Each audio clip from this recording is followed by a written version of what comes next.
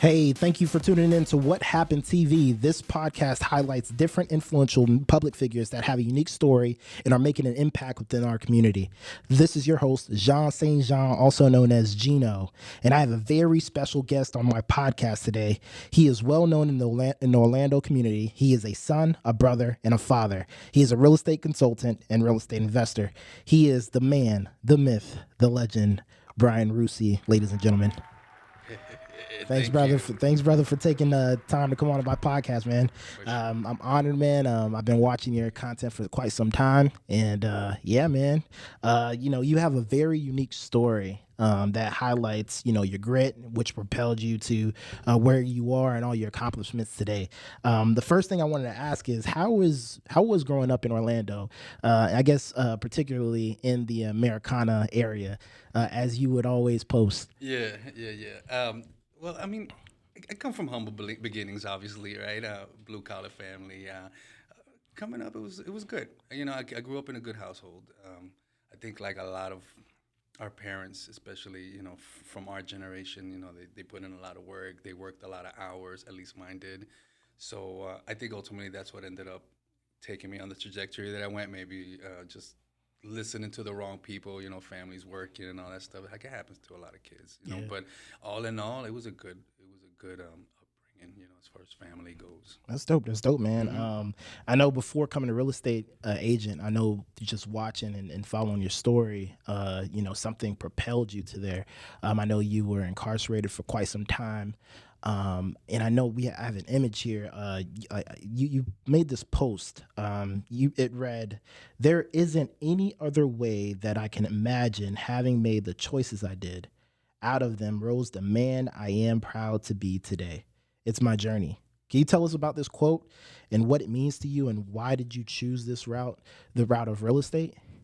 So the funny thing about that is, so I was incarcerated as you mentioned, right? So I was sentenced to 13 years, right, for trafficking in heroin. I did 11 years and 3 months on that, and I feel that is if I would have did 2 or 3 years, 4 years, and I probably never said this to anybody before. I feel it may have not been enough for me to make the change required Got it. to where I am today. So sometimes, you could look at things two ways always, Hmm. the negative and the positive. And for me, it was like it pushed me through such extreme levels, that out of it came what you have come to follow now and who's in front of you because I couldn't stay there anymore. Yeah. I had to make better decisions. I couldn't come out and say, hey, let me try to do the wrong things the right way again. It's going to Got work it. out this time. So that's basically what I meant.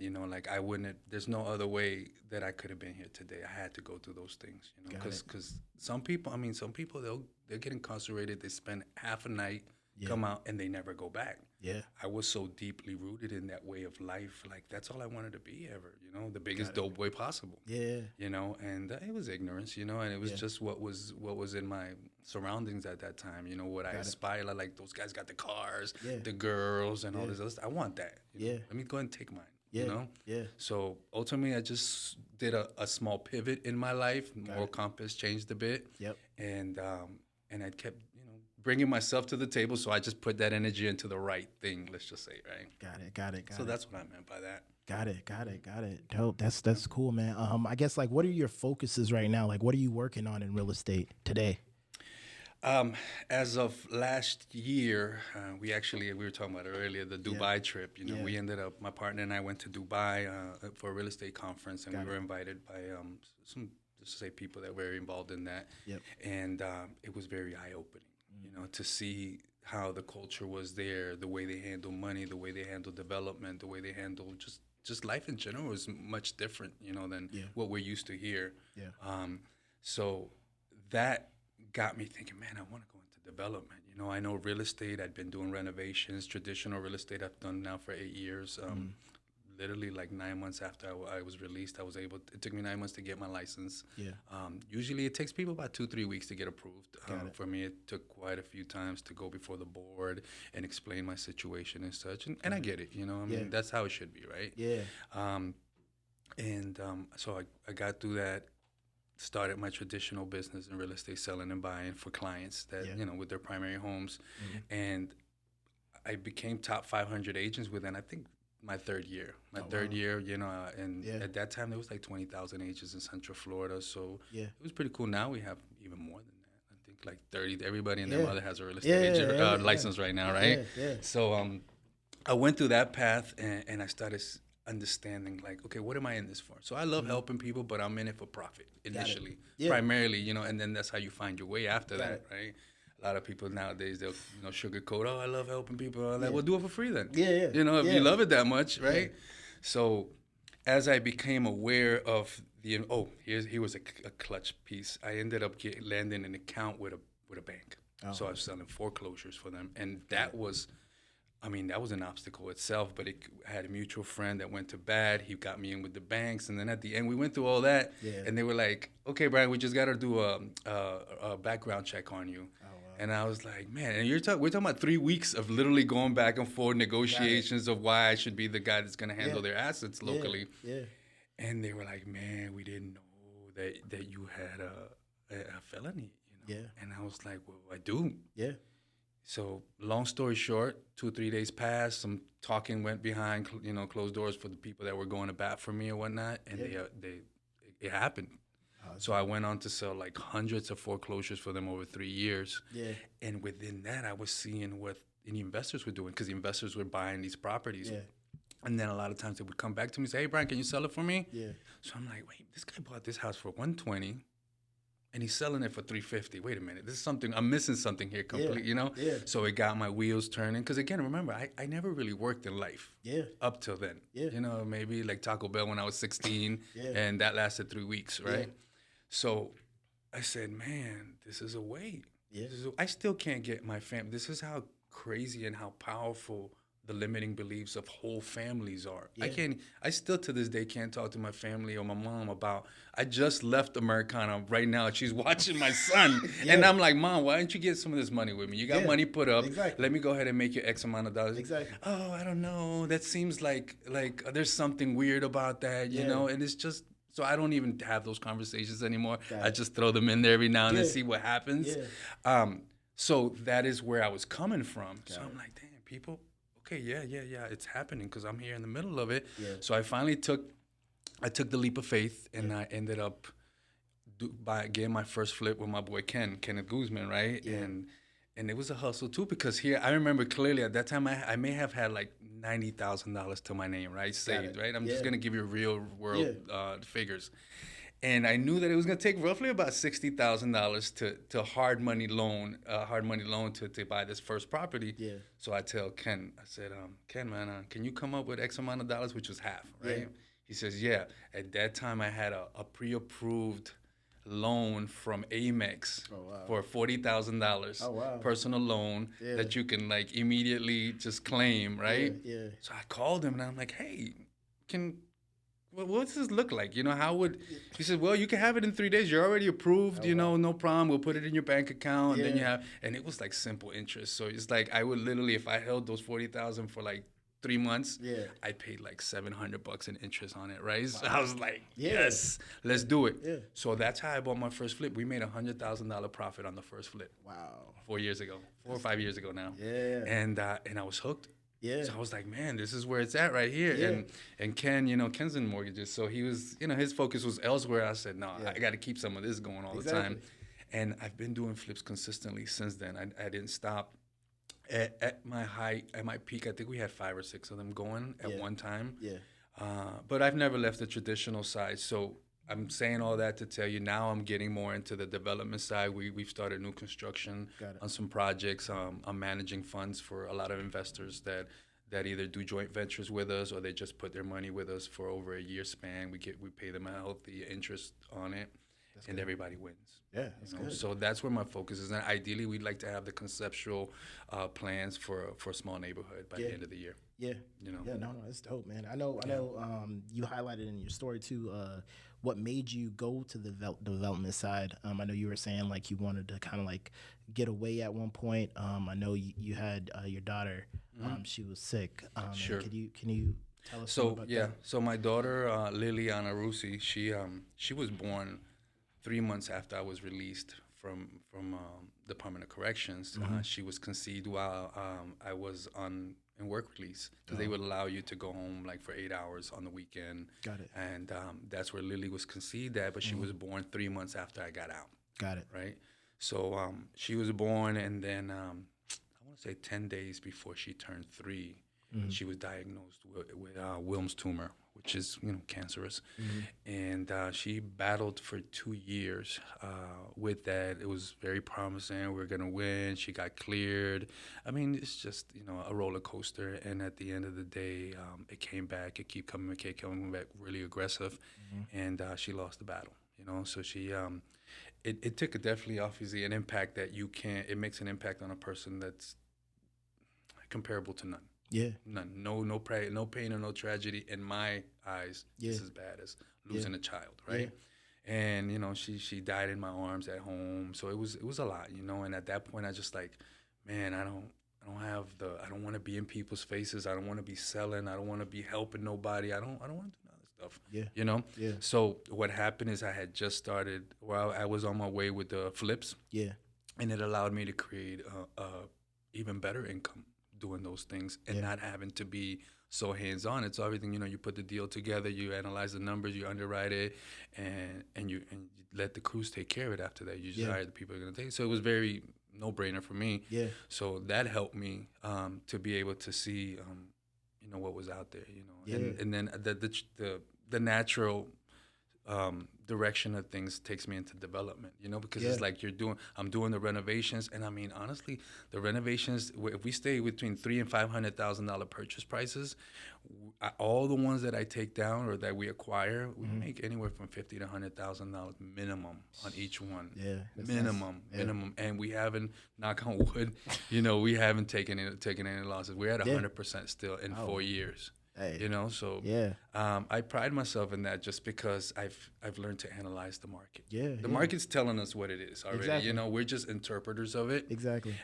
So there's different levels to interpreting, right? Yeah, you might learn 2 or 3 things with Rosetta Stone, and then you got the guy that's in the front of the president while they're talking. He's like that translating everything, interpreting, right? Yeah. It's the same thing, there's levels to it. So I found that I really harped in on that, because as soon as you're able to analyze and make money for people, everybody wants to see what you're talking about now. Yeah, man. I mean, there's like a whole bunch of like gurus now, right? With real estate. Like, you see like different people on TikToks doing all these things. Like right now, the biggest thing like that was going on this year was, oh my gosh, it's going to be another '08 situation and the market's going to crash. Like, what are your thoughts on that, man? So it's not going to crash. And, it was different. I wasn't around for 08, I won't say. And obviously, I was deep in the penitentiary somewhere, right? Yeah. But I'm reading about it, and I've looked back in studies and stuff. And all I can tell you is from now, if you look at the inventory that we had back then, you had something like 25,000 houses an inventory on the market. Yeah. Whereas right now, in real time today, I think we have like 5,900 homes inventory on the market. Wow. During slow season, which we're finishing up now, you sell roughly about 2,500 homes a month. Got it. Once you get into the hot season, which we're going into now, which is the summer, people are moving, kids, are free, so you can kind of do all the things you need to do to sell or buy a home. You sell 3,500 homes. Got it. That's how many are moving during those months. Got so it. if you look at 6,000 inventory homes, let's just say 5,900, 6,000, how much inventory do we have if right now people stop listing? You only have 2 months. 2 months of inventory. Yeah. For us to go into a buyer's market, where the buyers, we have to have at least 6 months of inventory. Got it. We don't have that. Yep. So I think we'll be fine. Consumer confidence is still strong. Yeah. Obviously, inflation is playing a huge part on these interest rates. So the government has to do what they do to keep those rates down. That inflation down, right? Correct. So they make money a little bit more expensive. Got it. But at the end of the day, I tell people like this: you were buying in a market where people are paying premiums of $50,000, $60,000, whatever amount over asking price. Yeah. Taking them with no inspections, waiving appraisals, you name it. Yeah. You were basically with sand. You were getting done with sand. The saying goes, right? Yeah. And people were doing it like crazy. Yeah. Now here we are in a market where you can ask for concessions from the seller. You can say, hey, well, I'm going to give you $30,000 than what you're asking, and it's considered, right? Yeah. Everything is the opposite. And Yeah. now people are like, well, I'm going to hold up. Why are you holding off? Yeah. It's great. Oh, with the prices and the interest rates, when I sit down with them and I show them the difference, the contrast of the prices haven't changed versus the interest, it's almost the same thing. You know, the market's going to take care of you always, you know? Yeah. So you would just have to look at it a little bit different. You have to look the other way. You want to look at where the negative Nancy's are at, or you want to be over here with the positive people, you know? Yeah. People always say, well, what's a good time to get into investing or get into buying or selling a home? I said, it's almost like, what's the best time to plant a tree? Yeah. 20 years ago. Yeah. What's the next best time? Right now. Correct. Let's go. Yeah. You know, and people like, so, you know, that's where it's at. It's not going to crash. Yeah. You know, it's like, not from what we're seeing now. Yeah. We're still in a seller's market. Got it. You know, so this is the best thing I can do to explain it to you. Imagine you fell asleep in 2005 and you woke up today. Dang, that'll be a whole. And you look at the inventory and you look at the sales. Yeah. Right? Yeah. And you compare, you're like, wow, it's great right now. Correct. Right? Yeah. Oh, this is mind blowing. Correct. But we're looking at it because we get so spoiled. Like, man, the interest rates were 2%, and the houses, you know, like they were moving in one day. Exactly. You know, so no, we're fine. We're gonna be fine. And right now, I'm actually seeing it where it's just kind of stabilizing a little bit, and it's picking up again. Yeah. It's picking up. You know, we're staying busy. Oh, that's awesome, man. Yeah. That's awesome. So why would you say someone should come to you in order if they wanted to buy or sell? What makes you different? What makes Bryan Russi different from all his other competitors? I'm not trying to sell you. I'm not trying to sell you. I want you to see what it is. I want you to understand it, and then I want you to make the decision if you want me to go to bat for you. Yeah. After explaining to you what the market is saying. Yeah. I'm not here to say yes unless you're right. I'm not here to agree with you unless I agree with you. You know, and as an agent now, a little bit seasoned, I've been in the market 9 years. The first few years weren't that way. You know, because first of all, you don't have the knowledge, the experience, the confidence, maybe. Yeah. You know, all those are attached. And then, you know, you get this seller which is emotionally attached to his property, and he says, hey, no, this is what it is, Bryan, because this one sold like this and this one. And a lot of times you're impressionable to that, or you let them persuade you and handle, you know. So I don't do that, you know. If I feel like I'm doing a disservice to you by setting an expectation higher than I'm capable of, you know, accomplishing, you know. So I always, I just tell it how it is, you know, and what I think we can do, because what I can do is a lot. Yeah. Like, I can push the bar, but I want you to know where the bar is at first. Yeah. You know, if you tell me, like, I just had a client who we're listing their house on Monday. It's in Davenport. It's he could have sold it last year for $800. Now he wants to sell it for $800. And I said, I'm sorry, you missed the boat. Not only that, but you have 100 listings in your neighborhood in Stony Brook over in Davenport area, right? Yeah. And they're beautiful, big homes, everything from 400 to 1.2, $2 million, whatever, you know, up there. But there's like 100 of them. So now you want to price at the top. It's not going to happen, especially when they have so many options that are maybe priced a little bit more appropriate. So I had to tell them, listen, that was good at one time. It's not going to be good now. You can have this conversation with me again 6 months from now after you try your way with another agent. And then I'm going to have to tell you, okay, it's going to be less now. So do you want to go ahead and take what you can get now? Correct. And, you know, and even now we're listing at 725. And it's really, realistically, the 700 number is what's going to make it move. But I told them that. I said, you want to try this? Because the more I sell their house for, the more I make. Correct. So I'm never going to try to tell you, hey, but, you know, we put out anywhere from $1,000 to $2,000 initially in marketing, depending on what, you know, price point the house is in. Got it. And I've got to consider that's money, expenses out of our business that we're putting in, that if I know we're not going to get it back, why am I going to go in? Exactly. And every agent's not thinking that way. Every just like, man, let me get the listing, put it on the MLS, put a sign in front of it, and pray that it gets sold. The 3 Ps. You know?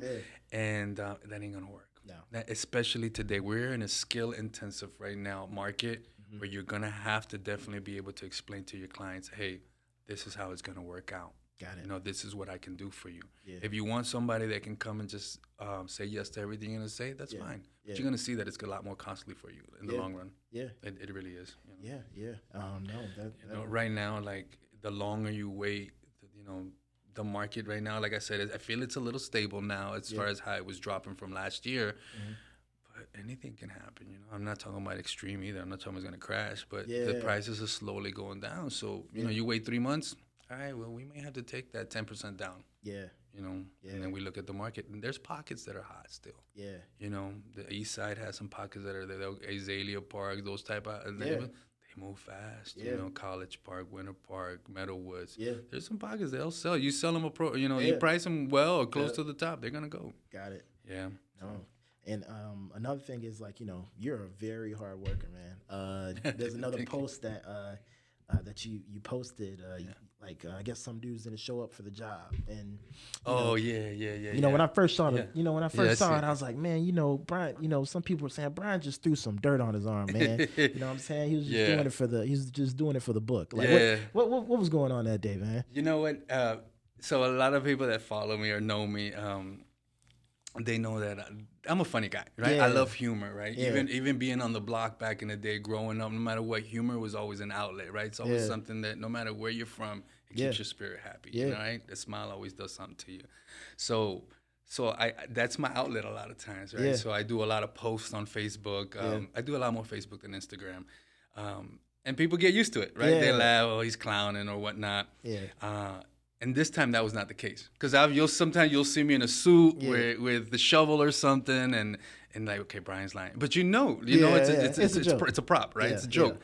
This day it wasn't. So if you read the comments, a lot of people are like, are you really? Are you not? And because I had posted something like 3 weeks before at that same property, like I was tree stumping or something, stump grinding or something, and it wasn't true. I had my Christian Dior sneakers on, and you're like, so funny enough, in that picture, I got Gucci sneakers on, so everybody's like, is it a prop? But bro, like, I got like 20 pairs of old Gucci shoes. So what am I gonna do? I don't throw them away, so I just put them, go fishing or go work in them, and it just looks funny, right? So I got, time is everything. You know, and lifetime is everything, right? And projects and anything in business, time is money, as they say. And with this, we're behind on this project because we had an issue with the county and the city as permits and stuff like that. So it put us back. And I'm telling these guys, like, I need you to go overdrive, because that's how I'm very intense, especially when there's a need for a solution. Like, we're on it. We're going to figure this out right now. I promise you that. You know, you're going to be part of it, or are you going to get your ass out of here, right? And that's what happened that day. I ended up canning a couple guys. It was like, you guys can go. I went home. I changed because I was dressed nice at that time. I went home, changed, came back. And when I showed up, the foreman was leaving, actually, because he was like, man, we can't do nothing. And I said, okay. I said, you can go if you want. And he's like, what are you doing? He's like, I came to knock this out real quick because I need this done tomorrow morning. I need them to be able to come and do the plumbing tomorrow. And he was like, oh, crap. And I said, I grabbed the thing. He had one of the other guys there that was still there that he was leaving there, and we got on it, and I went intense. I mean, I just digging. He had to stop. He didn't leave. He jumped in, and he helped me too, and we got it done in 1 hour. Wow. And I'm telling you, like, can you show the blisters on this man's they've healed already, but here and all my fingers, you know, look like heal fast, man. And I did it, and we got the inspection and all the stuff that we needed to get. And funny enough, I don't know what trend I set, but 3 days later, I found myself, we bought another investment property in Sweetwater in Apopka at the country club. Same scenario. Landscapers were a little bit behind. So I went to Home Depot, and I rented a post off for like $170 for the day. And man, I went to town, and these guys are looking at me like, wow, really? Like, this guy's really going to be that guy, right? And here's what it is, Gene. People don't realize I used to work on the side of the road for 12 hours a day on a peanut butter sandwich and a cup of water in 100-degree weather for free for the state. You ever seen the guys that work on the side of the road? That was me. That was me. And I dare you to say you ain't going to do it. We're going to put you in confinement right now. We're going to take you in and it's over with. So me, I'm like, I'm on the street now. I'm going to hang out. And I always have my crews. We work. And boy, we used to cut acres and acres of cut bag down wherever we were at, you know, and I've cut all over the state. So when I tell people are like, man, real estate's hard, or this industry, man, this is not hard work. This is, man, let me show you what hard work is. You got gators and moccasins running around. You're like, man, I can't do this, sir. Exactly. Okay, you better get eaten by the gator if you can't eat it, you know, because you got to do it. And yeah, so that was a lot. When I look at work now, I Gotcha. hate to say, like, people like, oh, when you do what you love, it's not work at all. Yeah. I get it. I get it. It feels like I don't work. Yeah. It does. It Yeah. feels like I ain't do crap all day. Yeah. And I did a bunch of stuff, Exactly. but it just goes with what comes naturally to me, what Yeah. I like, so I get that. What do you think like pushed you to be like a work like would you consider yourself a workaholic or would you just say like, No. or would you just say like, just I guess you just have the street smarts where you're just like, hey, I know how to make things work out where I can make, money doing it and making money is just like easy for you and whatever it takes, you're Yeah. just like that person that whatever it takes, I'm gonna do it. Like what do you think like, motivated you to do that or push you to do that? Was that just something that you always had? So I don't care for working hard. Okay. I really don't, man. Like I gotta be as honest as I can. Like I don't believe in working hard for a long time, Got it. forever, or for a way of life. Yeah. Right. Because like my father's work hard forever. Yeah, yeah. And really ain't got a whole lot of anything. Yeah. Right. Yeah. Maybe a little house, but so for me, it's always been like, we've tricked ourselves into like hard work, hard work, hard work. I want to work smart. So I put in a lot of hard work at the beginning, Got it.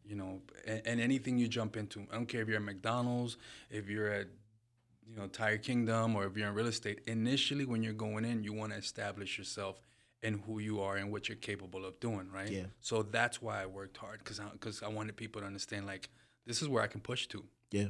But as you keep pushing and you start mastering certain things, you're like, okay, this isn't really necessary. Yeah. Like, Yeah. so I really moved into working smart and putting pieces together. Got it.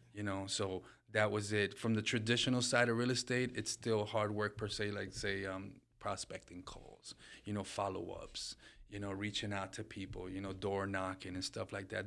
It's hard work. I mean, I used to be door knocking in a suit, 90-degree weather, sweating my butt off, and it was hard work, somewhat of hard work, right?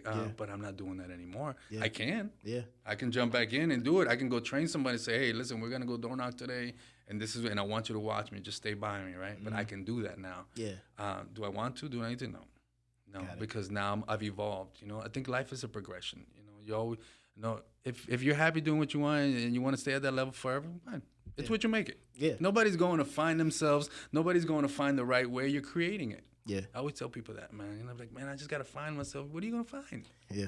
You can create it. Make it up right now. Yeah, and we're going to follow. We're Yeah, going to say, hey, okay, that's who you are. Yeah. Because you showed us. Exactly. So, but that's it. I know what I'm working towards. So at the end of the day, it's going to require some hard work and some smart work as well, kind of like a hybrid, right? Yeah.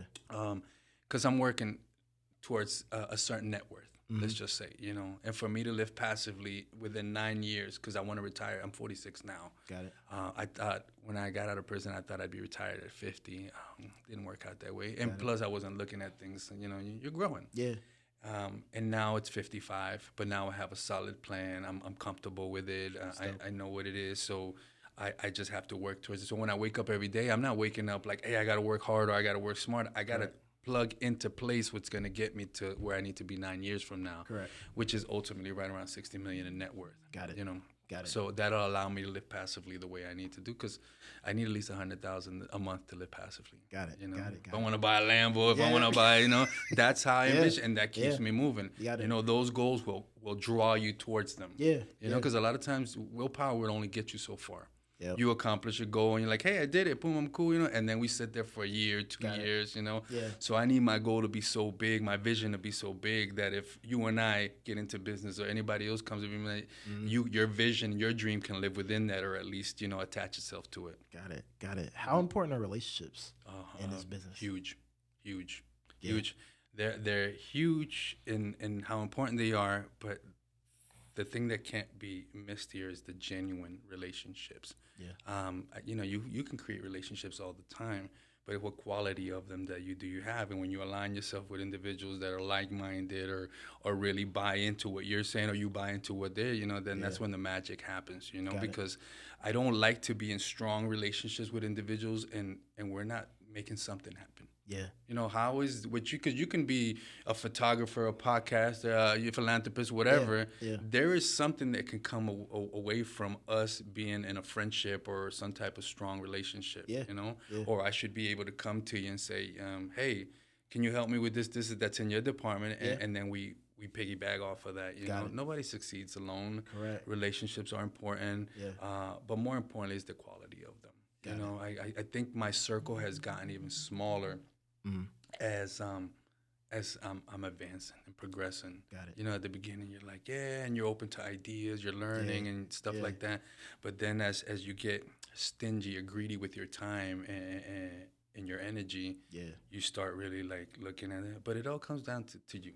Yeah. It always goes back to you. Whatever you're bringing to the world, whatever good you're doing in the world, Yeah. you have to be right first. Yeah. So for me, that's what it was. You know, Got it. I was, until I got right as far as, you know, how I saw life, things didn't start working out, you know. Got And it. there's one thing I tell people, you know me, like, I know I will not lose. Yeah. And I've taken a lot of losses, but you know, like Yeah. in my walk of life, Yeah. I can't lose. Yeah. I can't lose. I go to sleep and wake up with that thought. Yeah. You know, and I found myself in situations like, man, like we got to make this happen, or damn, we don't Yeah. have any money for this. Or Yeah. I ain't stressing gonna- that. It's yeah. gonna happen. Yeah. And the relationships help with that. You know, Yeah. the authenticity helps with that. You Yeah. know, I can go to people right now and be like, man, I need $1 million because this, and that happened, but this is how it's gonna work, and this is the return. And people are like, yeah, no problem, Yeah. no problem, let's do it. Yeah. You know, so So I hear relationship, and then after when you said that, I hear trust. yeah, Right. yeah, How big is trust? it's everything. You get one shot to mess that up. Yeah. You got one shot. With me, you got one shot. Got you. Yeah, you messed that up. Like, man, you're a good dude, but we ain't doing no more business. Got it. It's simple as that. Got it. And I'm not gonna refer you, and I'm not gonna, you know, co-sign you and none of that stuff. Because Got it. if I refer somebody, or it's all trust. Yeah. Trust is everything in your relationship with your lady, Yeah. with your kids, everybody. If you don't Yeah. have that, might as well not even start. Got it. Yeah. Got it. No, man, that's cool, man. I know you were mentioning something that you were working on was called Quantum. With Quantum Leap. Yeah, Quantum Leap. You know, it's helping with mindset. Can you Yeah. tell us a little bit more So- about that? Yeah. Quantum Leap is a class that I teach. It was created by Gary Keller, which is one of the founders of Keller Williams, which is the company, the brokers that I'm under, Got my it. team is. And it was based on his life and kind of all the experiences that he had and the things he overcame in business, Yeah. right? And he put a whole program together, the whole workshop Yeah. on it. And then what I did is I really took all that information. I was certified as an instructor, and then the individual really puts his life into it, replaces Gary Keller's life, so that you can make it, you know, more personal and stuff. So, Got it. yeah, it's a workshop. I usually do them on Saturdays. Ideally, I like to do them at least one a quarter. Got it. For young adults from 17 to about 24, because there's such a big gap Got it. between leaving school and real life. Got it. You know, kids like, man, what am I gonna do? Like, they don't teach you a lot of the important stuff. Let's Yeah. just say, right? Yeah. So with that, it's we break down the individual as far as what kind of classical conditioning you have, limiting beliefs. Once you're able to analyze those, we show you a way to really like tap into your potential. We create mission statements. I show them through 135s or 411s, which are strategy models to accomplish goals. Got it. And then at the end, we show them how to fund the perfect life through investments and stuff like. But it's not a real estate class. Got It's it. just it's a mindset class. Got it. It's super powerful. I mean, you could teach it to a 50-year-old and he'll walk away. But I like to focus on the young adults Got it. because there's so much. It's so easier to remold or fix them at that time. You know, you catch some of us older, you're like, you know, we're Yeah. so set in our ways. You know, Yeah. that's the reality. Got it. So that's why I do it. But yeah, it's and quantum, a lot of people think it means big, but quantum is just a very small, impactful thing, you know? Gotcha. And that's why it's called Quantum Leap, because if you make just small pivots in your life, Yeah. you know, huge differences. That's dope, man. Yeah, so I love doing that. I haven't done it enough, and this year, you know, with all the transitioning into, you know, different levels of this real estate stuff, I feel like I haven't had a chance to do it as much as I want. So Got it. yeah, I want to do them. I want to do it at Oak Ridge. I went to Oak Ridge High School. Yeah. I didn't graduate, but it's so changed so much now. And my niece went there. A lot of my friends' kids went there, Yeah. and I want to. There's a format for that workshop Yeah. that can be taught to to a high school, Okay. a whole high school class. So my vision is to be able to do it in an auditorium, like the Oak Ridge Auditorium, Yeah, and really like do it to the whole graduating class. that'll be dope. Yeah. So I think it'll be a lot more doable than it sounds. You know, like Gotcha. I think it's easily done, Is it accomplished. like a weekend class or like is It's a it 1 day class. 1 day class? Yeah, Okay, it's. okay, I always usually do it on Saturdays. Usually okay, start about 9 o'clock and finishes about 4 or 5 o'clock. okay. Hmm. Oh, that's dope. Yeah, we do. We provide lunch, and we'll get somebody to sponsor the lunch, and Okay, then it's the activities is very engaged. So we got sit it. them 3 or 4 people. So that's why I got to see how it would work for such a big audience. Yeah, But it's a small tweak. Again, we have them like at tables like this, and they're able to engage with each other and do these activities. got It's it. super eye opening. Yeah, Even when I teach it, that's yeah, why I teach it. I yeah. learn something new every time. Oh wow. Yeah, Yeah. that's how it goes. No, that's awesome, man. And I know another project that you've worked closely with was Lily's project. I kind of like wanted to know more about that. I know you guys helped out with the kids. Yeah. So I guess could you just Yeah, Lily's Warrior Project is something that my ex-wife Lily's mom created, and it was created because Lily was not able to participate in a lot of activities outside birthday parties. She missed a lot of stuff while she was going through her treatment, chemo and stuff. Her immune system would be very low, so she couldn't be around kids because she would easily get sick, and it could be tragic at that time, right? yeah, So she would spend a lot of her time in these playrooms that like at Arnold Palmer. It's the fourth floor, the oncology floor. They have this huge thing, so she would spend a lot of her time in there. So we saw how important it was for these kids to stay in a happy state, yeah, playing, enjoying themselves, being kids, yeah, yeah. and we saw that firsthand. So when Lily passed away, my ex-wife really felt like that was something that she wanted to focus on to make sure that they always had everything that they wanted. And so then that nonprofit was actually called Journey's Companion, Got it. and initially, Got it. and it was because my ex-wife was and the girls were delivering packages to shelters, hospitals, the same hospital, because we Okay. ended up, I'll say the story in a minute. And they were care packages, so people had to stay there overnight. Toothbrushes, soap, deodorants, stuff like that. Something Yeah. that you would travel with, maybe, right? Yeah. So we would donate, and then the hospital would give that. The shelters would give that to people. So when Lily got sick, the crazy thing is, they came out, they gave us, hey, she's got a mask, she's got to stay. Yeah. We ended up having an operator the next day because Oh, it had advanced so far, Yeah, and we received one of those packages. yeah, Yeah, so that was the full circle. We ended up, and we were like, "Holy crap!" Like Yeah. we're here, and it was surreal. yeah. So that was the evolution of it. As Got it. my ex-wife saw fit, there was different areas as well that were needing donations. Got it. So she changed it to Lily's Warrior Project. Got it. Made a few changes, and then we started doing the basketball games and stuff, yeah. and that's when I became involved because obviously, I have a sphere of influence as well, so Yep. I wanted to be part of that and be able to bring whatever I could to the table. So we did them, I think, 3 years. We did them and I think we raised 15,000 every year That's awesome, man. in one night. Yeah, so Yeah, it was that's awesome. Yeah. That's Good. awesome. Is there anything else that you're working on right now? Anything you'd love to tell the people to Man, look out for?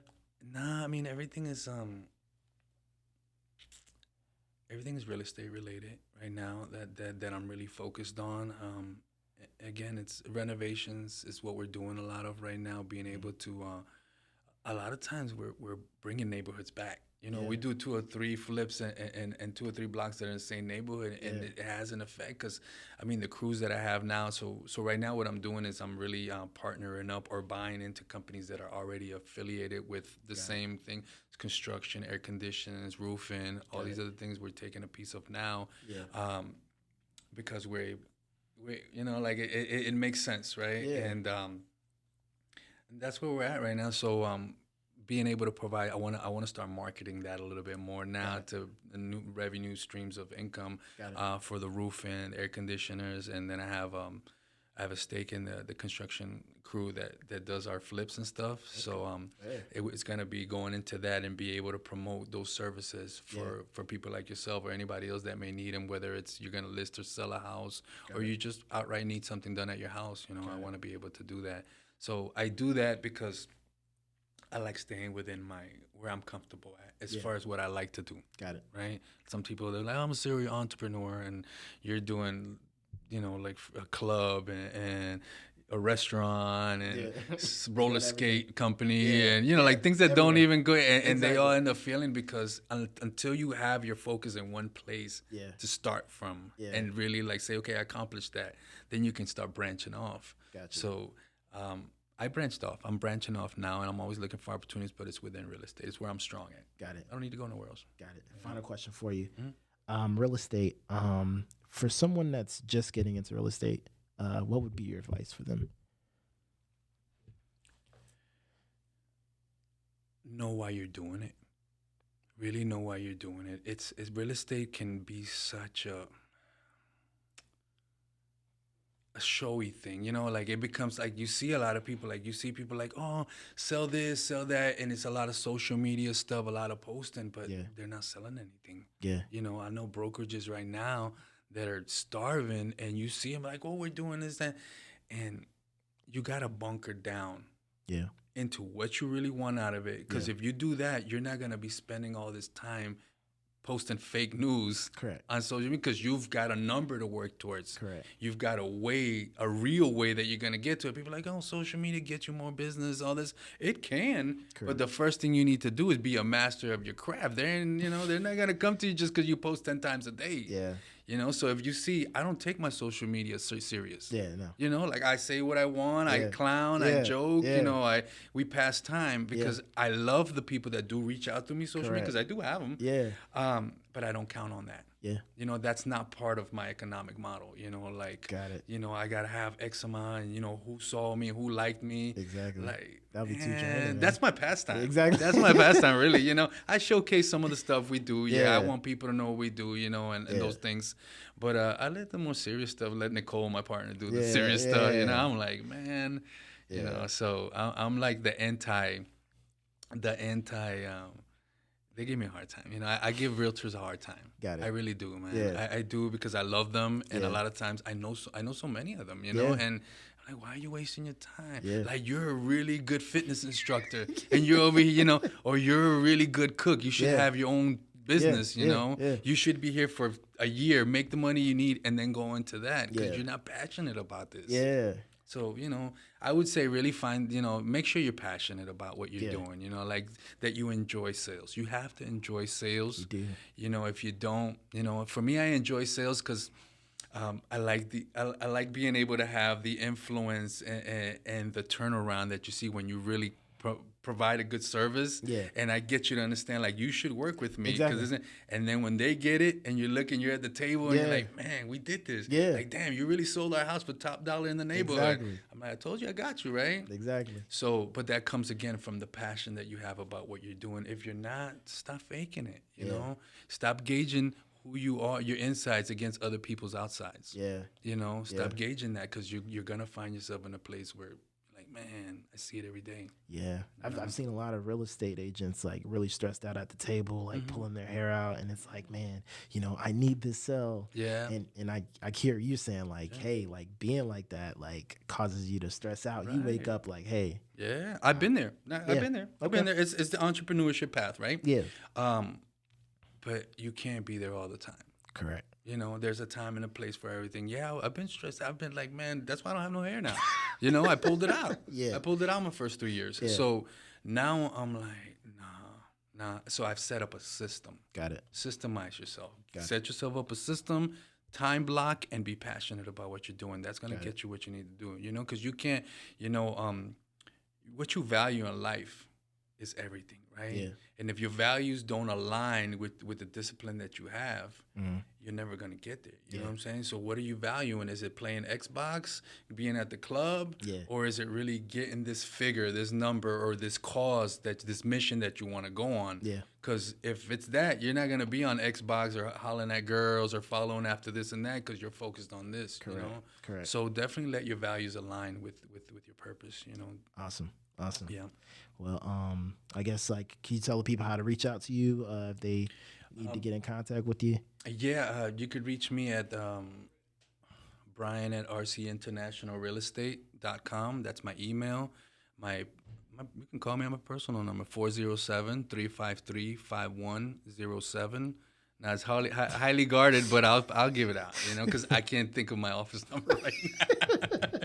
So it's somewhere in my Facebook, but I don't remember it. Yeah. Or you could just follow me on Bryan Russi Facebook, or I think my IG is same thing, Bryan Russi. Okay. Yeah. Awesome. So Instagram or Facebook, either one. Reach out to me if you have any ideas, questions, or endeavors that you want an opinion on as far as real estate goes, and I'm sure I can answer every single question you have. Awesome, man. Hey, man, I appreciate you for coming on. No, thank you for having me. You're my first guest, man. And no, that's crazy. You told me that. I'm like, okay, wait, that's a lot of pressure to be on the first one. Yeah. But thank you, man. Thank you for thinking of me. Yeah, sure. man. Appreciate you, man. All right.